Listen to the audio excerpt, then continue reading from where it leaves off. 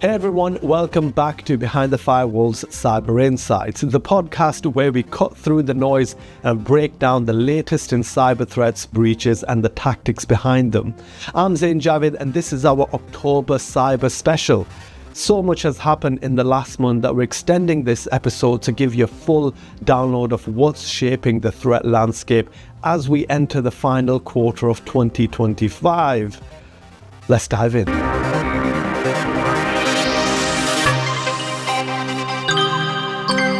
It's been described as the costliest cyber attack in UK history. Jaguar Land Rover was forced to halt productions across its UK factories after a serious cyber incident. Production systems were down for weeks, hitting supply chains really hard. With a cost of nearly £2 billion, this incident looks to have been by some distance the single most financially damaging cyber event to hit the UK.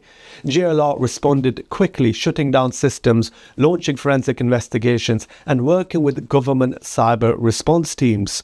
Phased restoration is now underway, but this is a clear signal that cyber attacks are not just an IT issue. They have a physical, operational and economic consequences. Next up, Collins Aerospace, a key aviation vendor, was hit by an attack that caused disruption at Heathrow and several other airports. Flights were delayed and operations went into manual mode. Interestingly, the NCA, the National Crime Agency, made an arrest in West Sussex connected to this case. It's very rare to see attribution and action happen this quickly.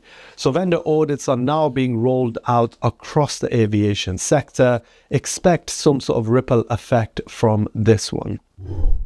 The Radiant ransomware group breached systems at Kido, a nursery chain operating across the UK and globally. The data of nearly 8,000 children and staff was exposed, raising massive safeguarding and reputational concerns. Hackers initially started posting profiles of children and vowing to carry on until the ransom was paid. Interestingly, after the backlash from the hacking community, the hackers claim to have deleted everything they took, which included the private details and pictures of all the children, as well as the contact information for parents and carers. The ICO, the National Cybersecurity Centre and police are involved in this one. And this is another harsh reminder that no sector is off limits and data sensitivity goes beyond financials. Luxury retail and automotive brands weren't spared either. Both Harrods and Renault UK disclosed data exposures tied to third-party suppliers. For Harrods, customer contact data was accessed. Renault saw vehicle and contact details compromised. No ransomware here, but still a high phishing risk. Both brands have tightened vendor controls and issued public alerts. The risk here is that the exposed data can be used by criminals to then target those individuals for phishing campaigns. One of the world's largest beverage companies suffered a major cyber outage. Ordering, shipping and service platforms were all down across Japan. Operations went manual while recovery efforts ramped up.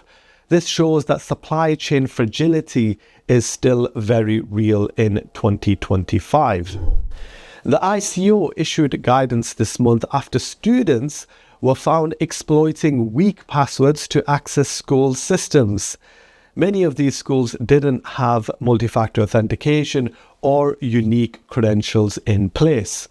The key takeaway here is very simple. Password hygiene and layered security must start at the foundation, even if it's in education. The National Cybersecurity Centre dropped a heavy stat recently. 204 nationally significant attacks so far this year. That's a 50% increase compared to 2024. Sectors here hardest: energy, healthcare, government services and retail. The NCSC is scaling its early warning system and ramping up security briefings. The ICO fined Capita £14 million for failures linked to its 2023 data breach.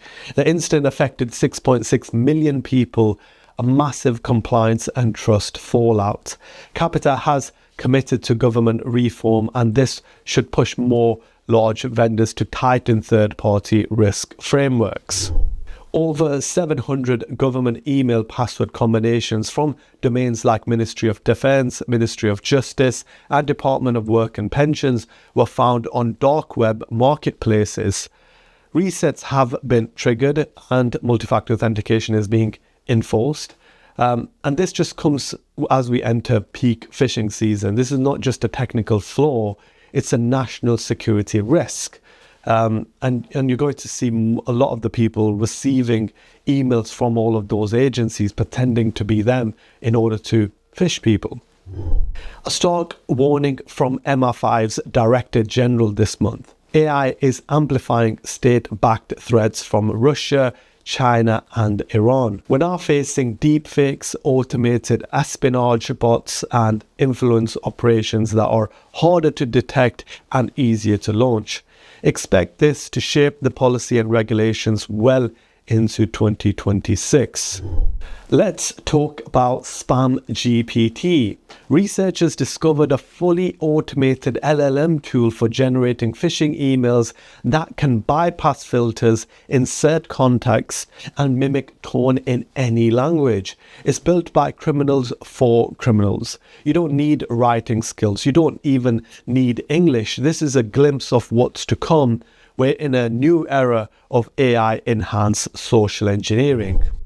Amazon Web Services went down in early October, affecting banks, retailers, and government systems. The cause, a routing configuration error during maintenance that took out the internet gateway. While this wasn't a cyber attack, it is a reminder that resilience and redundancy in the cloud isn't guaranteed. Build for failure, assume disruption, and always plan ahead. Southwestern Ambulance Service confirmed that patient records were stolen in a cyber attack dating back to July. This was part of the Synovis ransomware attack that I have talked about in previous podcast episodes, and this continues to have a knock-on effect across the NHS. A hard lesson in slow burn breaches, where data exposure happens over time, not just in the moment. So some final thoughts from myself. Ransomware, phishing, insider threats, cloud misconfiguration, and nation-state actors. This month really had it all. But what we're seeing now is not just volume, it's velocity and variety. Phishing is smarter, ransomware is louder, and third-party risks is everywhere. For organizations large and small, this isn't just an IT issue. It's now becoming a core leadership issue. Board-level cyber governance, third-party assurance, AI readiness, and full-stack visibility. That's the new baseline. And if you haven't done a cyber health check, now is the time. That's it for this month's extended episode. If you found it useful, share it with a colleague or team. Thanks for tuning in to Behind the Firewall's Cyber Insights. Stay safe and stay sharp.